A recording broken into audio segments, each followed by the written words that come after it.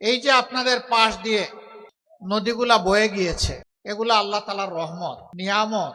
কিন্তু এই নিয়ামত গুলাকে অতীতের 54 বছরের সরকারগুলো সংরক্ষণ করেনি। এক সময় যে নদী দিয়ে জাহাজ চলতো, এই নদী দিয়ে এখন সাধারণ নৌকা চলাচল করতে পারে না। গতকাল ঢাকা থেকে যখন আসছিলাম, নিচের দিকে চেয়ে চেয়ে দেখলাম, আর আস্তে আস্তে চোখের কোনায় পানি জমে গেল। নদীর পানি উবে গিয়ে নদীগুলো এখন মরুভূমি, কঙ্কাল হয়ে পড়ে আছে। এই নদীগুলো আল্লাহর দান।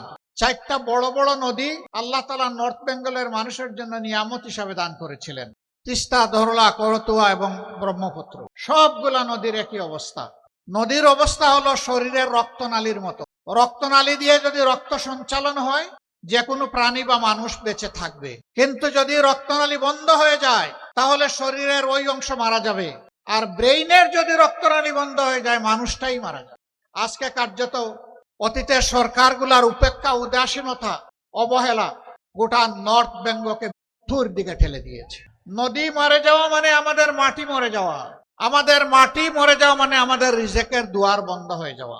মহান আল্লাহর পর ভরসা করে আপনাদেরকে আমরা কথা দিচ্ছি, উত্তরবঙ্গের মানুষের নয়, শুধু বাংলাদেশের আপামর জনতার ভালোবাসা, দোয়া, সমর্থন এবং ভোট নিয়ে আমরা যদি সরকার গঠন করতে পারি, তাহলে নর্থ বেঙ্গলে প্রথমে আমাদের দৃষ্টি পড়বে মরা নদীগুলাদের উপর। নদীর জীবন ফিরে আসলে নর্থ বেঙ্গলের জীবন ফিরে আসবে ইনশাআল্লাহ।